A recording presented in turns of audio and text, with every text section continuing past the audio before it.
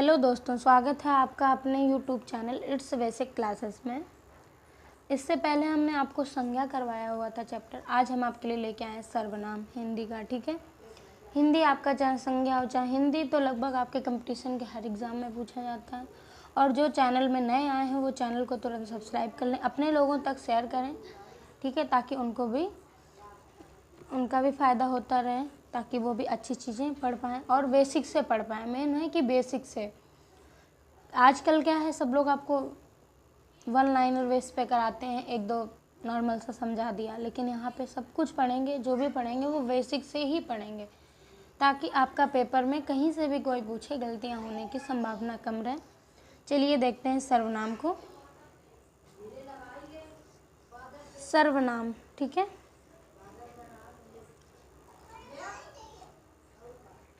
संज्ञा के बदले किस शब्द का प्रयोग किया जाता है उसे सर्वनाम कहते हैं। जहाँ हमने, जैसे हमारी संज्ञा क्या हो गई, किसी का नाम हो गया किसी का, तो हम उस जगह में सर्वनाम का प्रयोग, संज्ञा के स्थान पे हम लोग क्या करते हैं, सर्वनाम का प्रयोग करते हैं। जैसे तुम, हम, आप, उसका आदि संज्ञा आदि सर्वनाम संज्ञा के स्थान पर आ जाता है। ठीक है, संज्ञा और संज्ञा वाक्य के शब्दों को आमतौर पर ये उसका और इसका जैसे सर्वनाम से प्रतिस्थापित कर सकते हैं।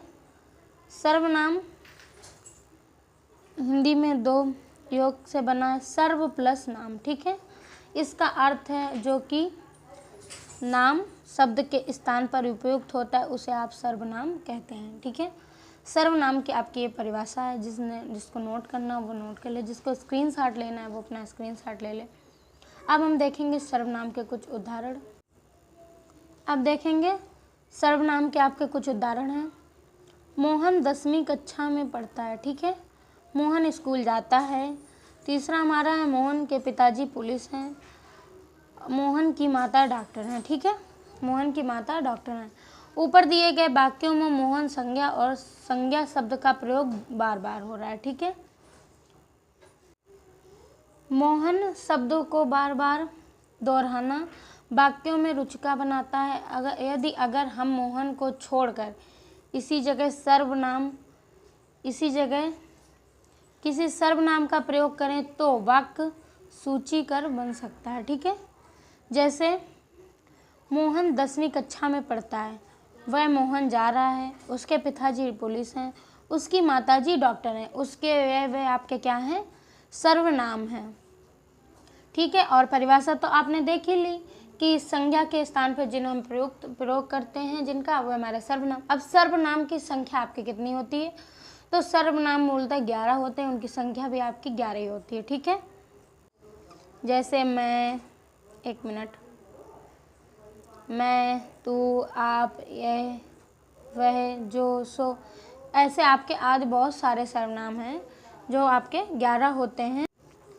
फिर उसके बाद में कौन, क्या, कोई, कुछ, ये सारे आपके सर्वनाम हैं। ठीक है, अब आपका इम्पोर्टेंट दृष्टि से देखा जाए, महत्वपूर्ण दृष्टि से, कि सर्वनाम के भेद, दिक्कत हमें भेद में आती है, तो अब हम भेद देखेंगे। सर्वनाम के आपके 6 भेद होते हैं। ठीक है, कितने भेद होते हैं, 6 भेद होते हैं। और सर्वनाम कितने होते हैं, तो आपके 11 होते हैं।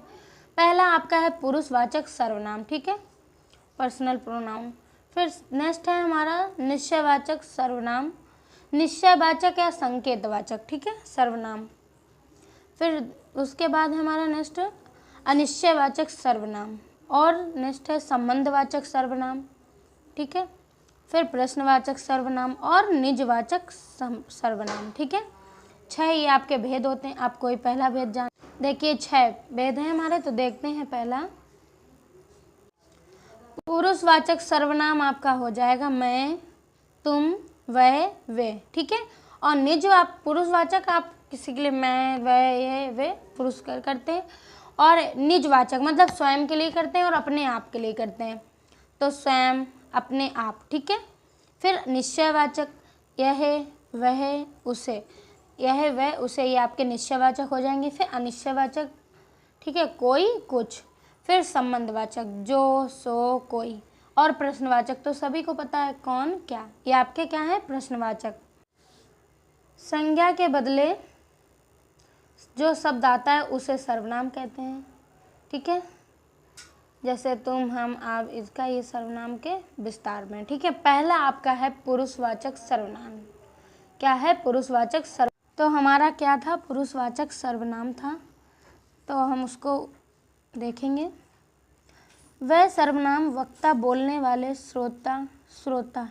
ठीक है, यहाँ ता हो गया आपका। ठीक है, यहाँ पर ता होना चाहिए तो टा हो गया टाइपिंग मिस्टेक में। सुनने वाले तथा किसी अन्य के लिए प्रयुक्त होता है, वह पुरुषवाचक सर्वनाम कहलाता है। जैसे मैं, तुम, वह आदि उदाहरण। उसने मुझे बोला था कि तुम पढ़ रही हो, तो किसी अन्य के लिए बोला ना उसने। फिर अब देखेंगे ऊपर दिए गए सर्वनाम 3 तरह के पुरुषवाचक शब्द हैं। उसने, मुझे, तुम, हमें पता चलता है कि पुरुषवाचक सर्वनाम के 3 भेद होते हैं। ठीक है, पुरुषवाचक सर्वनाम कितने प्रकार के होते हैं? तो 3 प्रकार के। पहले उत्तम पुरुष, मध्यम पुरुष, फिर अन्य पुरुष। ठीक है, उत्तम पुरुष वक्ता जिन शब्दों का प्रयोग अपने स्वयं या खुद के लिए करता है उसे आप उत्तम पुरुष कहते हैं। ठीक है, उसे हम उत्तम पुरुष कहते हैं। मैं, हम, मुझे, मैंने, मेरा आदि। ठीक है। मध्यम पुरुष श्रोता संवाद करते समय सामने, मतलब हम किसी को बोल रहे हैं, सामने वाले व्यक्ति के बारे में जिस सर्वनाम, यहाँ पे थोड़ा जिस आपका गलत लिखा है तो उसको आप सही कर लीजिएगा, छोटी की मात्रा होगी।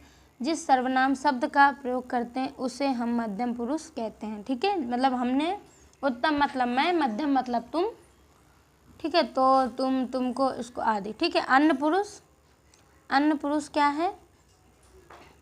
जब सर्वनाम शब्द का प्रयोग वक्ता और श्रोता का संबंध ना होकर किसी, मतलब हमारा तुम्हारा कोई संबंध नहीं, किसी और की हम बात करें। ठीक है, किसी अन्य के बारे में संबोधन हो रहा हो तो उसे आप क्या कहेंगे? अन्य पुरुष कहते हैं। ठीक है, वह, यह, उनको, इन्हें, इनसे आदि, ये हमारे क्या हैं? सारे अन्य पुरुष सर्वनाम है। ठीक है, फिर नेक्स्ट देखेंगे हम। ठीक है, उत्तम पुरुष, पेन ले लेते हैं।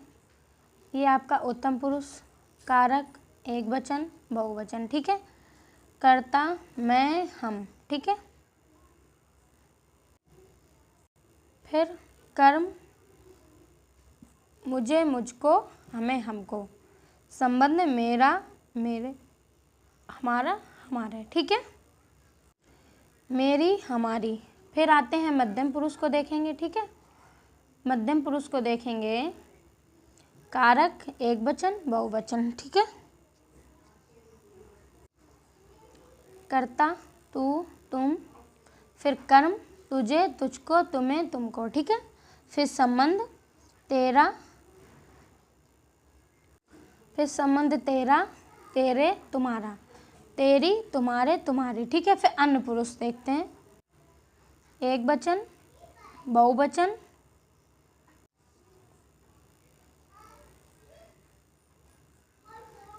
कर्ता यह, वह, ये, वे। ठीक है, कर्म इसे, इसको, उसे, उसको, इन्हें, इनको, उन्हें, उनको। ठीक है, संबंध इसका, उसका, इसके, उनके, इनका, उनका, इनके।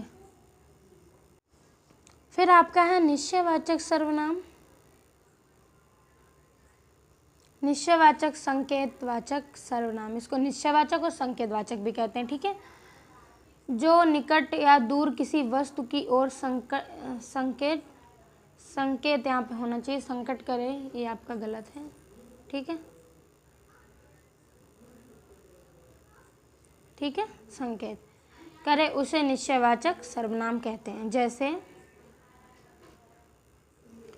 ये लड़की, वह पुस्तक, यह हिरन, यह बाजार गए, ये मेरी पुस्तक है। ठीक है, एक सेकंड। ठीक है, यह मेरी पुस्तक है, वह माधव की गाय है। यह वह सर्वनाम किसी विशेष व्यक्ति को निश्चित संकेत करता है, इसलिए वह संकेतवाचक भी कहलाता है और निश्चयवाचक पुरुषवाचक सर्वनाम कहलाता है। ठीक है, पुरुषवाचक सर्वनाम, ठीक है। राम मेरा मित्र है, वह दिल्ली में रहता है, ठीक है, यह आपका पुरुषवाचक हो गया। निश्चयवाचक सर्वनाम, इन दोनों में अंतर देखेंगे। यह मेरी गाड़ी है, वह राम की गाड़ी है, ठीक है। अनिश्चयवाचक सर्वनाम, सर्वनाम जो किसी निश्चित व्यक्ति पदार्थ का बोध नहीं होता है उसे आप अनिश्चितवाचक सर्वनाम कहते हैं। जैसे बाहर कोई खड़ा है, बाहर कोई है, ठीक है, ये अनिश्चित है क्योंकि किसी की बात कन्फर्म नहीं है वो कौन है। वैसे मुझे कुछ नहीं मिला, कोई आ रहा है, दरवाजे पर कोई खड़ा है, ठीक है, ये आपका क्या है, अनिश्चित। कोई कुछ सर्वनाम शब्दों में घटना होने की प्राप्ति, ये मैंने आपको भी बता ही दिया है, तो निश्चित नहीं हो रहा है इसलिए आप अनिश्चितवाचक सर्वनाम कहते हैं। अब इसमें देखेंगे अनिश्चित सर्वनाम का प्रयोग किस वाक्य में हुआ है। उन्हें कुछ दे दो, क्योंकि कन्फर्म नहीं है, क्या दे दो, कुछ दे दो। कौन कैसा कहता है, ये कन्फर्म नहीं, कौन क्या बोलता है क्या नहीं, ठीक है। अभिनव इधर आया, ठीक है, अब किधर आया ये तो नहीं पता। वह खाकर सो गए, अब क्या खाकर सो गए, क्योंकि यहाँ पे अनिश्चित है ना सब कुछ। अब है आपका संबंध, ठीक है, संबंध वाचक सर्वनाम। सर्वनाम जो हिंदी में जो किसी दूसरी संज्ञा सर्वनाम से संबंध दिखाने के लिए प्रयुक्त किया जाता है तो वह आपका संबंधवाचक सर्वनाम हो, ठीक है, वो आपका क्या कहलाता है, संबंधवाचक। जो करेगा सो भरेगा, हमने उदाहरण में भी देखा था, सो ये हमारे क्या है, संबंधवाचक। जो शब्द संबंधवाचक सर्वनाम है और सो नित्य संबंधित सर्वनाम है, ठीक है, ठीक है। जो कर्म करेगा उसी को फल मिलेगा, जिसकी लाठी उसकी भैंस, ठीक है, ये मैंने आपको बता दिया है। अब देखेंगे सर्वनाम का प्रयोग किस वाक्य में हुआ। जो करेगा सो भरेगा, जैसी करनी वैसी भरनी, ठीक है। उसके पास कुछ है, वह इधर से निकल गया, तो ये आपके क्या हैं, सारे संबंधवाचक सर्वनाम हैं। अब हमारा नेक्स्ट है प्रश्नवाचक सर्वनाम। प्रश्नवाचक सर्वनाम हर किसी को पता होगा, जहाँ हम प्रश्न करेंगे वहाँ हमारा प्रश्नवाचक सर्वनाम हो जाएगा। ये यहाँ पे स्पेस नहीं हो पाया है, सॉरी। किसी भी प्रश्न का बोध होता है उसे प्रश्नवाचक सर्वनाम कहते हैं। ये हमने आपको भी बताया, तुम कौन हो, तुम कहाँ से आए हो, तुम कहाँ जाओगे, ये सारे हमारे प्रश्नवाचक में आ जाएंगे।